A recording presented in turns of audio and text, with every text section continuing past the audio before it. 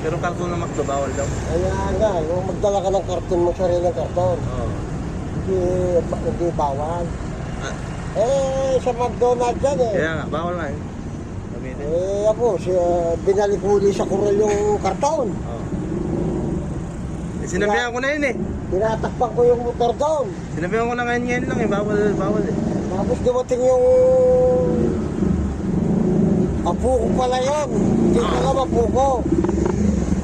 Buko? Apo. Ay, apo. Oo, apo ko yun. Yung nagpa-parking na yun. Yung si ano. Nagkin lahat yung mga motor sa kanya raw. Sinong apo mo dyan? Yung nagpa-parking sa mga motor. Oo. Dati? Ha? Nakaparking pa rin niya yun. Oo, sa akin yun. Tapos dumating siya sa kanya raw. Go! Mapali.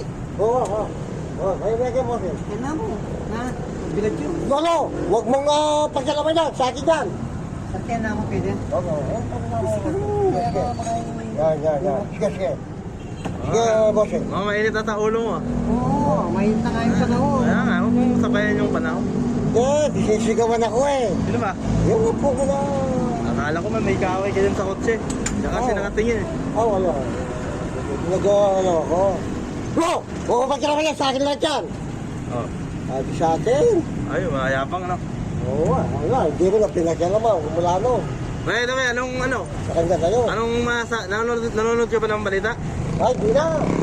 Anong masasabi mo sa agawan ng teritoryo sa West Philippines eh? Wala. Di na ako nagulat ng TV na pagkatapos kumain na gana ako eh. Hindi, anong masasabi mo doon? Papayag ka bang sakupin tayo ng China? Ewan ko, bahala na si Bongbong doon. Yung sila mag-usap ng China. Eh, kung sakali yung magkagera, wag naman. Lalaban ka ba para sa bayan? Wala ka nang ba magagawa ron? Unang gera yung Pilipinas at China eh. Oh. Ano ba magagawa kung mga gera na? Eh, sasama ka na. Ay, siyempre, sasama ka na ya. Unang gera na yung Chinese. Kukuha ka na rin ng armas. Oh. Nilalaban natin, no? Yung mga Chinese dito sa Pilipinas, paano yun? Ayun, nasunin tayo dito.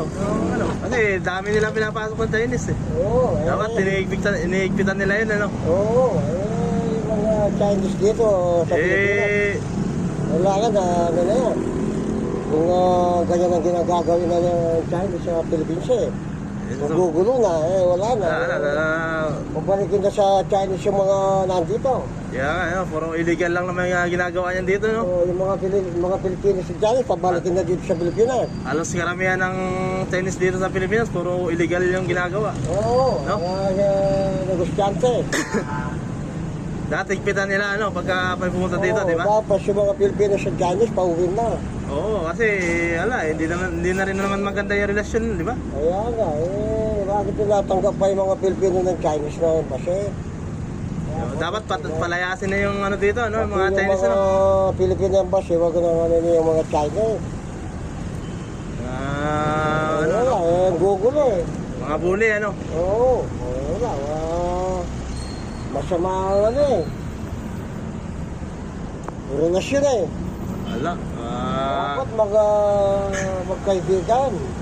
Nag-upgrade tayo ng mga armas tapos tumangal yung China, Oo. Samantala sila upgrade ng upgrade, Oo. Gawa ng armas, Kaya nga Pag tayo ang gumagawa o magpapabumili sa ibang lugar, maangal yung China, Oo, yung China yan. Abnormal, Kukuha ng mas sa mga ibang bansa. Oo, Nalaban dyan na rin yan. Oo. Laban tayo, laban. Oo.